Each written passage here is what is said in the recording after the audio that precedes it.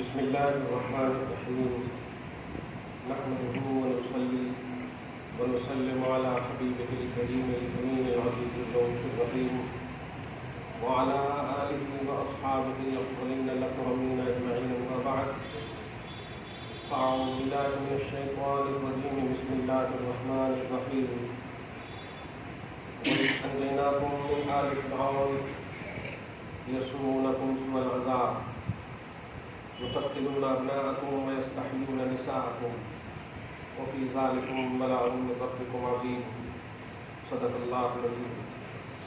رسول برکت کے لیے درود شریف پڑھ لیجیے۔ اللہم صلی وسلم علی سیدنا و شفیعنا و حبیبنا و مولانا محمد وآلہ و اصحابہ وبارک وسلم۔ سورہ اعراف کی آیت نمبر 140 تک کا درس ہوتا ہے۔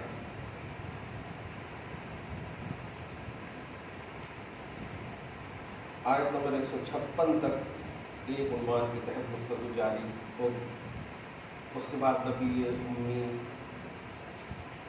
کا عنوان آئے گا۔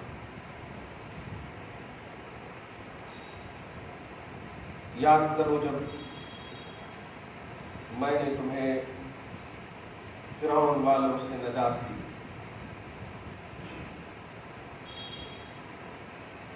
وہ فرعون اور فرعونی تمہیں سخت عذاب سے دوچار کیے ہوئے تھے۔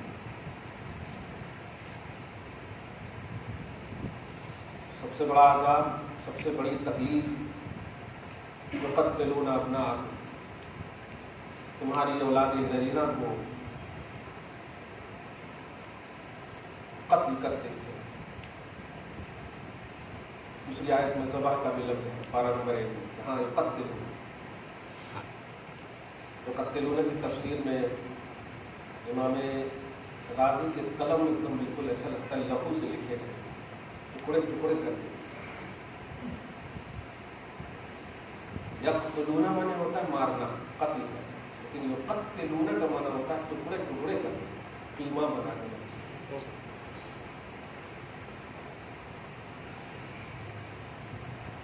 وَيَسْتَحْيُونَ نِسَاءَكُمْ، اب تمہاری عورتوں کو زندہ رکھتے۔ وَفِي ذَلِكُمْ بَلَاءٌ مِّن رَبِّكُمْ عَظِيمٌ، لیکن یقین جانو کہ اس میں تمہارے لیے تمہارے رب کی جانب سے بہت بڑا انعام ہے۔ ایک معنی یہ ہے اور دوسرا معنی آزمائش بھی ہے، لیکن انعام معنی زیادہ بہتر ہے، کیونکہ نجات یہ اللہ کا انعام ہے۔ آیت کریمہ میں مسائل بہت ہے، لیکن ایک اہم مسئلہ اللہ کی جانب سے ظلم کا سرتپا، عدل کا بول والا، اور اہل ایمان اور اہل توحید کو اس انعام سے سرفراز فرمانے کے بعد فرمانا یاد کرتے رہنا، بھولنا نہیں۔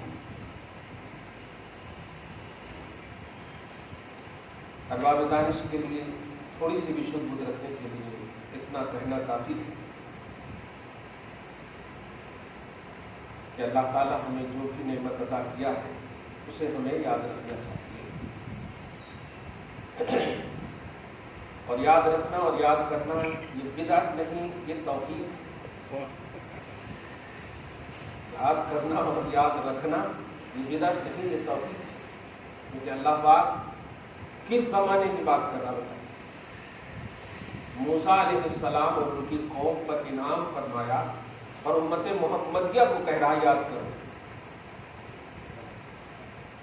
گویا انعامات الہیہ کا ذکر جو ہے، ورد جو ہے، کرنا اور رکھنا دونوں منشأ توحید ہے، اللہ کا منشأ ہے۔ ہاں، ایک مہینے کے بعد یاد دلائیے گا، کیونکہ ابھی وہ برمان مطلب یہ سب سراغ میں ہوں گے، فوراً ایک لائن سے ایسا لگتا ہے کہ بہار میں باڑھ آ گئی ہے، یہ بدعت ہے، یہ حرام ہے، یہ نہیں کرنا چاہتے۔ میلاد بھی آ رہے ہیں، ایک مہینے کے بعد اب شروع ہو جائیں گے، ایسا نہیں کرنا چاہیے۔ اللہ پاک پارہ نمبر 13 میں سورہ ابراہیم کے دوسرے آیت میں دیکھیے، یاد نہیں خوب یاد کا اعلان کرو، وَذَكِّرْهُمْ بِأَيَّامِ اللَّهِ، اس دن کو بھی یاد رکھنا، اس لمحے کو بھی یاد رکھنا، اس وقت کو بھی یاد رکھنا جس وقت اور دن اور لمحے میں نے انعام کیا۔ اور آگے فرمایا ہے کہ مجھے یقین ہے کہ وہ لوگ اسے ضرور یاد رکھیں گے جو اہل بصیرت ہیں۔ ان فی ذالک لآیات لکل صبار شکور۔ ہاں، جو اہل بصیرت ہے، جو اہل صبر ہے، جو اہل شکر ہے، ہاں، جن کے پاس صبر اور شکر والا جذبہ اور دل ہے، وہ ضرور یاد رکھیں گے۔ اللہ پاک کا اعتماد۔ تو اب اعتراض کرنا اس کا مطلب یہ کہ قلب صابر سے وہ عاری ہے، قلب شاکر سے وہ عاری ہے۔ اللہ تعالی ہم سب کو ہمیشہ شاکر بنائے رکھے، صابر بنائے۔ اب پیراگراف چینج ہو رہا ہے، ذرا سی دیکھیے، اور بہت خوبصورت عنوان آ رہا ہے۔ آیت نمبر 141 تک کا درس ہو چکا ہے۔ وَوَعَدْنَا مُوسَىٰ 30۔ روزے کو خاص مناسبت حاصل ہے امید بر آنے کے لیے، امید اور جائز اور نیک تمنا کی قبولیت کے لیے روزے کو خاص مناسبت حاصل ہے۔ اس امت محمدیہ میں تو حضرت مولائے کائنات اور علی، خاص طور سے فاطمہ، فضہ، ان تینوں نے جو حسنین کے لیے روزے رکھے، اس پر تو ہم بولے ہی ہیں، لیکن آج دیکھیے جو مطالعاتی دنیا میں آپ دیکھیں، اللہ پاک کے اس نبی نے، حضرت موسیٰ علیہ السلام نے اپنے بلیور سے یہ کہا تھا کہ فرعون سے اگر نجات مل گئی، ہم لوگ بھی ایک دم منتظر ہی ہیں نا، بھائی ظالم حکمرانی سے نجات مل جائے، کیسا بھی ہو اللہ پاک، تو کہا تھا ظالم حکمرانی یعنی فرعونیوں سے اگر ہمیں نجات مل گئی تو ہم تمہیں وعدہ دلاتے ہیں کہ ہم اللہ سے ایک کتاب لائیں گے تمہارے واسطے، قانونی کتاب، سلیبس لائیں گے جس میں حلال حرام یعنی تمہاری زندگی کا ہر شعبہ اس میں ذکر ہوگا۔ یہ وعدہ کیا، چنانچہ نجات مل گئی فرعونیوں سے۔ قوم نے کہا موسیٰ وعدہ کیا تھا تم نے، اور موسیٰ علیہ السلام سے اللہ نے بھی وعدہ کیا، لیکن یہ بتائے نہیں تھے موسیٰ علیہ السلام، بس اتنا بولے تھے ہم لائیں گے تمہارے واسطے، ایک دم بالکل خیر دینی لالچ دیکھیے۔ جب ہو گیا تو حضرت موسیٰ علیہ السلام جا کر کے اللہ کو بولے، اللہ کتاب ہونا قوم کے لیے کیا بولوں ان کو، کچھ خاص طور سے ہونا ان کے واسطے، سلیبس ہونا، نصاب ہونا۔ اچھا ایسا ہے تو ذوالقعدہ کی پہلی تاریخ اللہ پاک نے فرمایا کہ جاؤ آج سے لے کر کے پورے ایک مہینے تک روزہ رکھو۔ اب آپ اس پر غور کریں، کیا کہا میں نے، امید کو پر آنے کے لیے روزہ کو بڑی اہمیت حاصل ہے۔ صحابہ کرام نے حضرت علی کو کچھ اور بھی تو کہہ سکتے تھے، مالی تعاون ہے نہیں، کچھ تو کر دو، نماز پڑھ لو 50 رکعت، روزہ رکھنے کے لیے بڑی اہم ہے نہیں، جو توجہ اللہ میں جو کاملیت ہے واقعی وہ روزہ میں ایک دم فل نظر آتی ہے۔ اسی لیے حضور پاک صلی اللہ علیہ وسلم نے خود فرمایا کہ اللہ نے فرمایا روزہ بندہ کسی کے لیے رکھ ہی نہیں سکتا، وہ صرف میرے لیے ہے، وہ صرف میرے لیے رکھتا ہے، اس لیے کہ کھانا رکھ کر کے نہیں کھاتا۔ اس سے بڑی دلیل کیا ہوگی؟ نماز تو دکھاوے کھاوے کے لیے ممکن ہے، لیکن روزہ کا کوئی پیٹ دکھائے گا دیکھو میں روزہ ہو نہیں سکتا، کیا بات ہے، تو بڑی اہم بات ہے۔ اللہ تعالیٰ ہم سب پہ بھی رائج فرمائے، ہم سب کو بھی جذبہ استقامت اور طاقت نصیب فرمائے۔ رکھیے کبھی کوئی بھی پریشانی تکلیف ہونا تو اس پر عمل کیجیے الحمدللہ، اللہ پاک ضرور۔ اور آپ کو کہہ رہا ہوں کہ اس کو سنت بنا لیجیے، حسنین کریمین کے وسیلے سے کہہ رہا ہوں، سنت بنا لیجیے۔ ہاں بالکل گارنٹیڈ ہے بھائی، قرآن پاک کی بات ہے الحمدللہ۔ اور یہاں دیکھیے روزہ رکھنا شروع کر دیا حضرت موسیٰ علیہ السلام، شروع کر دی روزہ رکھنا۔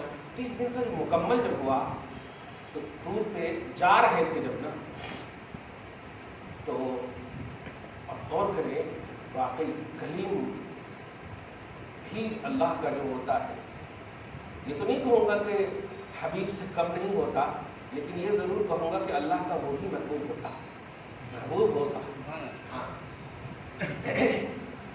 حبیب ہے،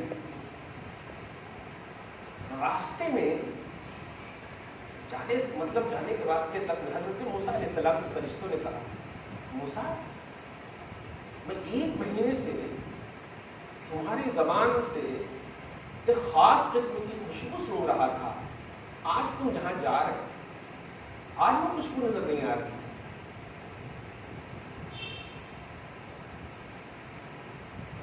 اللہ پاک نے موسیٰ علیہ السلام سے کہا موسیٰ فرشتے کیا بول رہے ہیں؟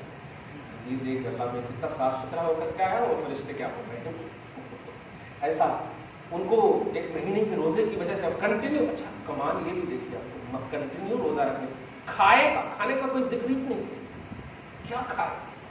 کیونکہ جب بدبو کا عنوان ہے، بد کا لفظ ہی نہیں بولیے بلکہ بو کا جو عنوان ہے منہ سے جو بو آ رہی ہے، ہاں یہی کہہ رہے ہیں کہ میں تو مسواک کر کے آیا ہوں مولا تاکہ تیری بارگاہ میں کوئی میرے منہ سے نہ نکل جائے ادھر ادھر۔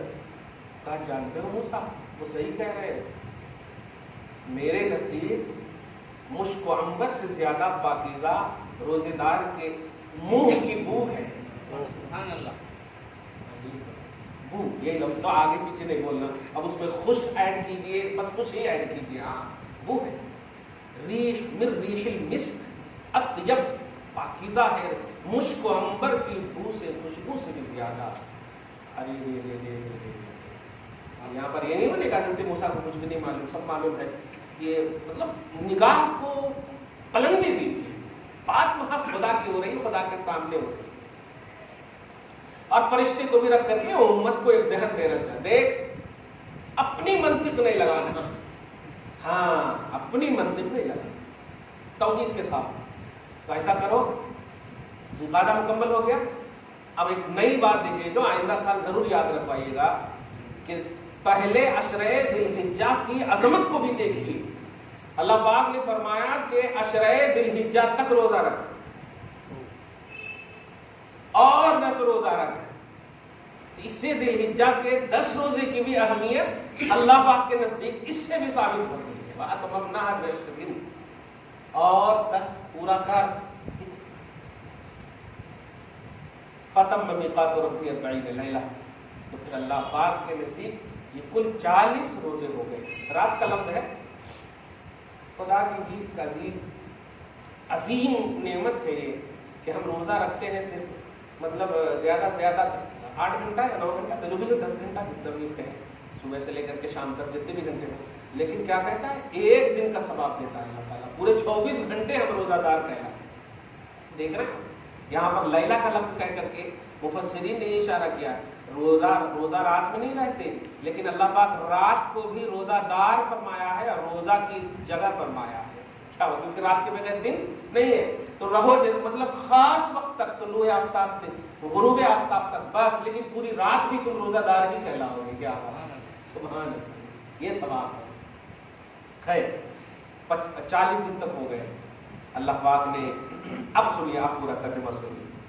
وَوَعَدْنَا مُوسَىٰ 30، ہم نے وعدہ کیا موسیٰ سے 30 رات کا، وَأَتْمَمْنَاهَا بِعَشْرٍ، اور ہم نے اس میں 10 اور پورا کرنے کے لیے کہا، فَتَمَّ مِيقَاتُ رَبِّهِ 40 لَيْلَةً، تو اپنے رب کا وعدہ مکمل کتنا ہو گیا؟ 40 لیلۃ، 40 رات۔ وَقَالَ مُوسَىٰ لِأَخِيهِ، سنیے یہ جب ہو گیا تو اب موسیٰ نے اپنے بھائی سے کہا، موسیٰ نے اپنے بھائی سے کہا، ہارون، اپنے بھائی ہارون سے کہا، اخلفنی فی قومی، ہارون سنو آج مجھے جانا ہے، میری جانشینی کرنا، تو میری قوم میں میری جانشینی کرنا، واصلح، اور اصلاح کرتے رہنا، ولا تتبع سبیل المفسدین، اور فساد مچانے والوں کی راہ کی طرف دیکھنا بھی نہیں۔ فساد دیکھو، یعنی فسادی تو سب ہو، جتنے بھی ہوں گے رہنے دو، تمہاری ذمہ داری ہے کہ پوری پازیٹیوٹی کے ساتھ اصلاح کرنا، یہ کہہ دیا۔ وَلَمَّا جَاءَ مُوسَىٰ لِمِيقَاتِنَا، ایک اور نئی بات یہاں پر تفسیر میں دیکھیے آپ، آیت نمبر 143، جب بلایا اللہ تعالیٰ نے، دیکھیے کیا بات ہے، بڑا کا تو خیر مطلب یہاں لفظ بڑا کی ختمیت ہی ہو جاتی ہے، اللہ کے پاس تو اب اس سے بڑا کوئی ہے ہی نہیں، اللہ سے بڑا کوئی ہے ہی نہیں، اب وہ بڑا اگر کسی بھی مخلوق کی عزت اور احترام فرمائے تو اس سے بڑی دلیل کچھ بھی نہیں ہو سکتی کہ اللہ تعالیٰ کے محبوب بندوں کی عزت ہونی چاہیے. یہ اللہ کی سنت ہے, ہونی چاہیے. اب آپ غور کیجیے, حضرت موسیٰ علیہ السلام کو بلایا جانے لگا تو اللہ پاک نے 5-6 کلومیٹر 4 فرسنگ تو 5-6 7 8 کلومیٹر ادھر ایک دم چاروں طرف حکم دے دیا, کوئی بھی مخلوق بشمول فرشتے بھی نہیں آنا اس دائرے میں. کیوں؟ میرا کلیم رہے گا اور میں رہوں گا. بس عزت افزائی دیکھیے, فرشتے تک کو بھی کوئی نہیں سننا, میرا کلیم اور میں, وہ بولے گا میں سنوں گا, میں بولوں گا وہ سنوں گا. کیا بات ہے, یہ احترام دیکھیے. اب تو فرماتا ہے اللہ کہ جب وہ آ گئے ہماری جگہ طور پہ سنے, وَكَلَّمَهُ رَبُّهُ, بلا واسطہ یہاں پر آتے ہیں, بلا واسطہ ان سے ان کے رب نے کلام کیا.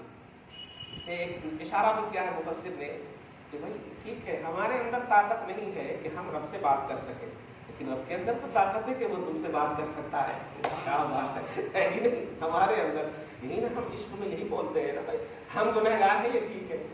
اسے اسے بعد میں کہا تھا نا مریدوں کے حوالے سے, آپ کیسے بچائیں گے؟ ارے ان کے نزدیک جو ہے نا گڑبڑی ہے نا, میں تو عبد القادر ہوں, اللہ پاک کی قدرت میرے پاس ہے. کیا بات ہے, میں تو ہوں نا. کیا بات ہے, سبحان.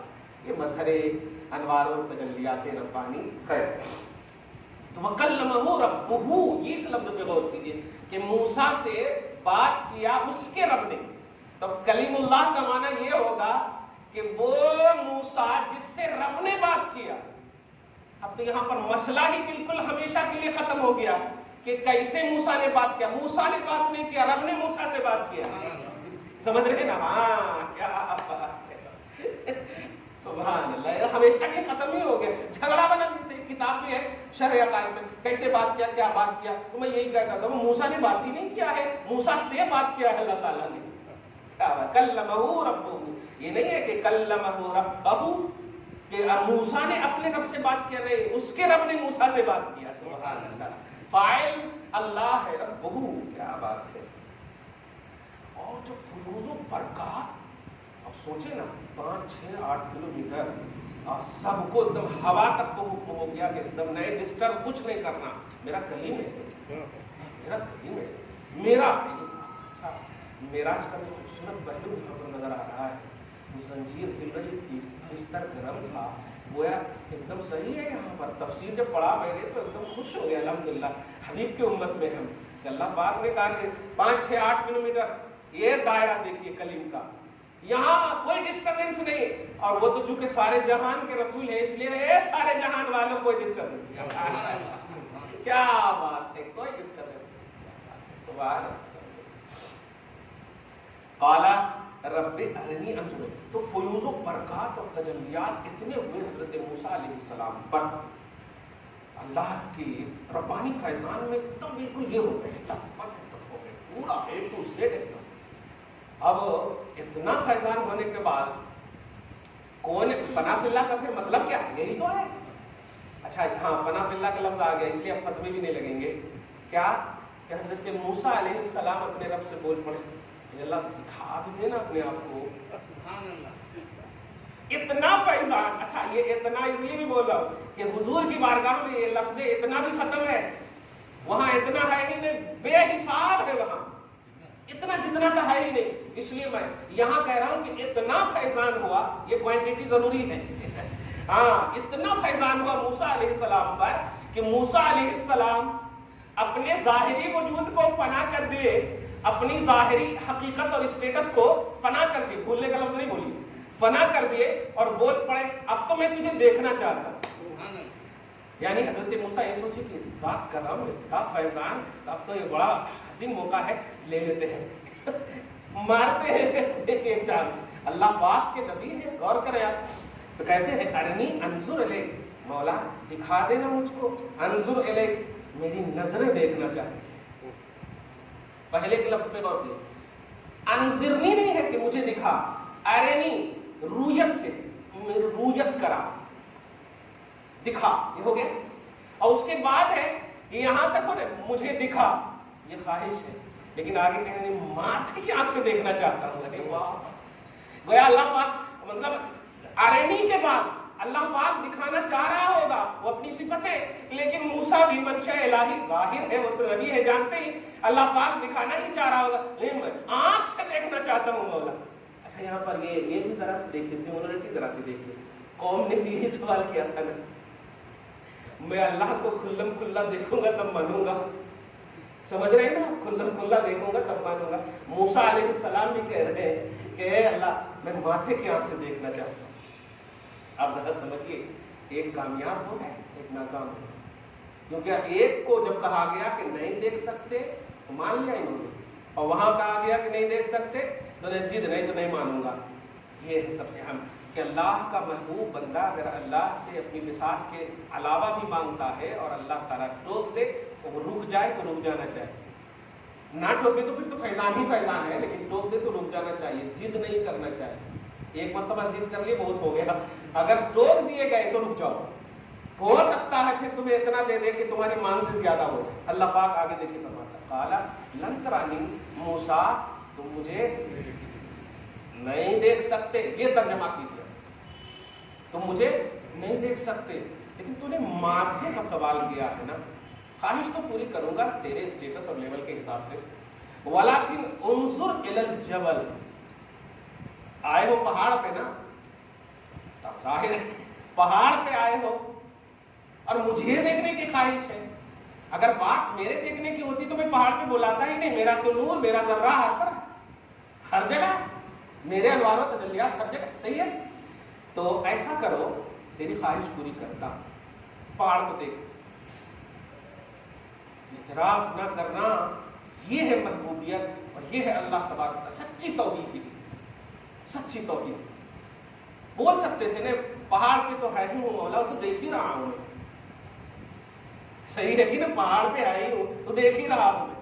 لیکن نہیں، وہ اللہ پاک کا منشا جان گئے. دیکھا، جیسے ہی کہا پہاڑ کو دیکھا. ایسا کرو، اور ایک بات سن لو، پہاڑ کو دیکھنے کے بعد پہلے دیکھ رہے تھے اپنی آنکھ سے، اب دیکھو گے میرے حکم سے، اور میرے حکم میں کون سی آنکھ ہے وہ میں جانتا ہوں. فَإِنِ اسْتَقَرَّ مَكَانَهُ،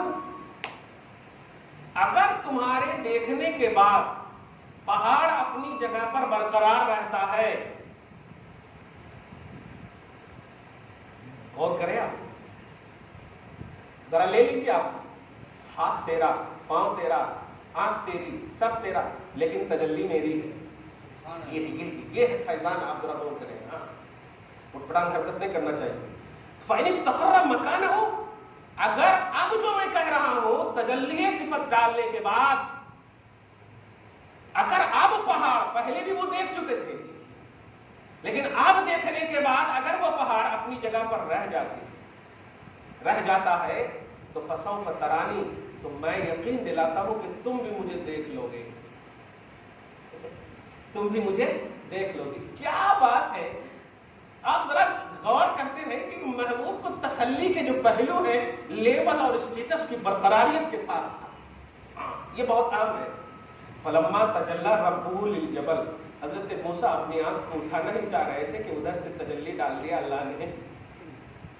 اور تفسیر میں آیا ہے کہ کروڑویں حصے کا کروڑواں حصہ بنائیے آپ، ایسا کروڑواں حصہ کہ پھر اس کا حصہ نہ بنے، اتنا ڈالا اللہ تعالیٰ نے. اپنی صفت کا مظہر، اپنی صفت کی ایک تجلی ڈالا، ذات کی نہیں. ذات تو ایک دم مخصوص ہے محبوب کی.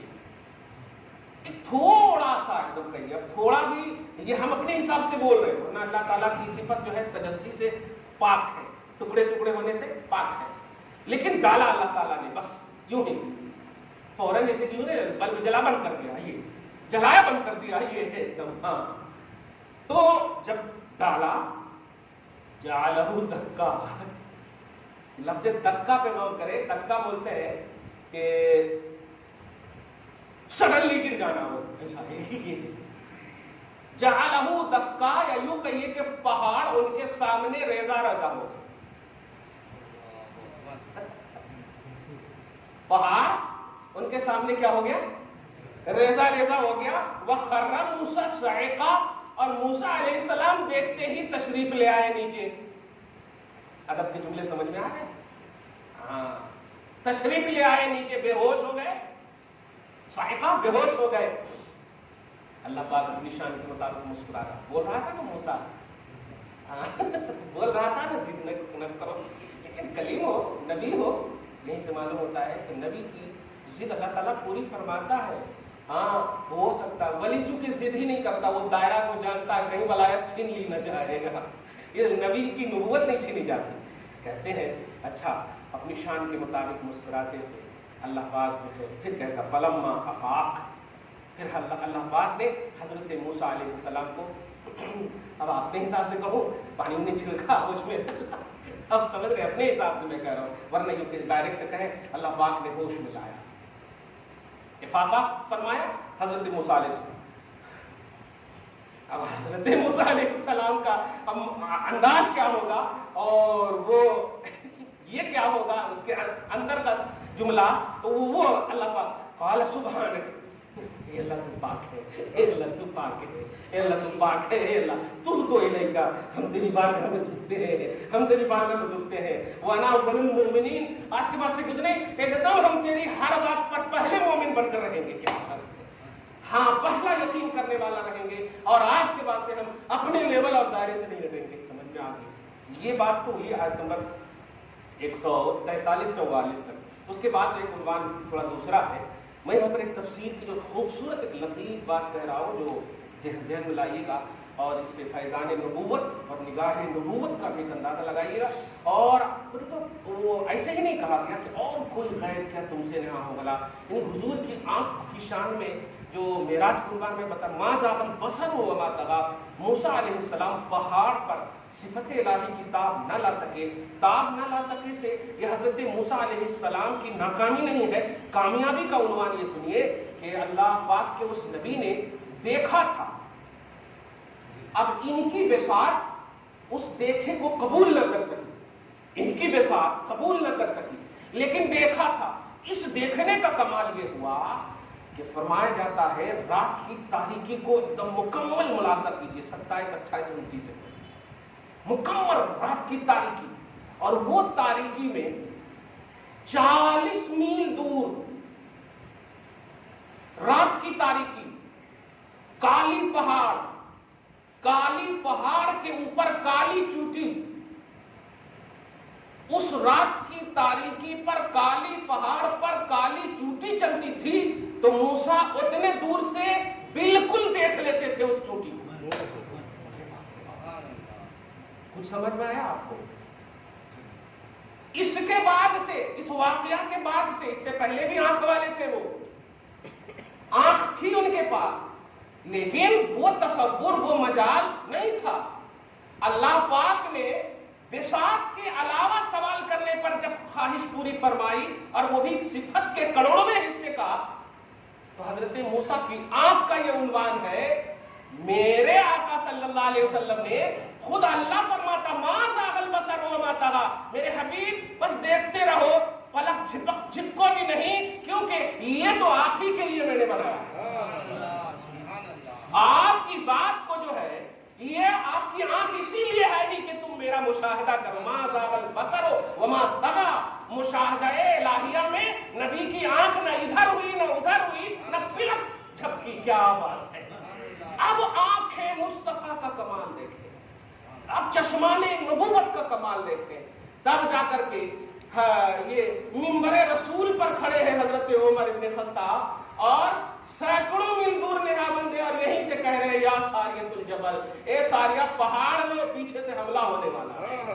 آنکھ جب ملتی ہے مصطفیٰ کو تو فیضان جب ہوتا ہے تو عمر جیسا اس طرح سے آنکھ ملنے والا. میں کہنا یہ ہے کہ اللہ کے محبوب بندوں کا، خصوصاً امت محمدیہ کا، خبردار ان کا لیول، ان کا اسٹیٹس ناپنے کی کوشش نہ کرنا. موسیٰ علیہ السلام نے صفت کے کروڑویں حصے کا مشاہدہ فرمایا تو آنکھ کا تصور یہ تھا، آنکھ کی عظمت یہ تھی.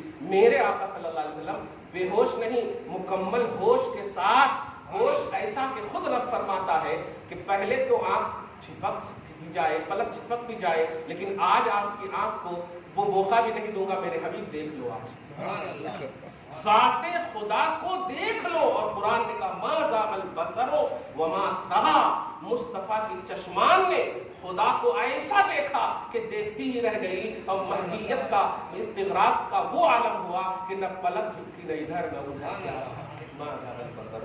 دعا ہے اللہ تعالیٰ کی اس خصوصی گفتگو کو حبیب پاک صاحب الاولاد کے وسیلے سے قبول فرمائے، اپنی شان کریمی کے مطابق اجر عطا فرمائے، گھر بار میں اولاد میں برکتیں عطا فرمائے، نسلوں کی بخشش فرمائے، نسلوں کی حفاظت فرمائے. وصلی اللہ تعالی علی خیر خلقہ محمد وآلہ وصحبہ اجمعین برحمتک یا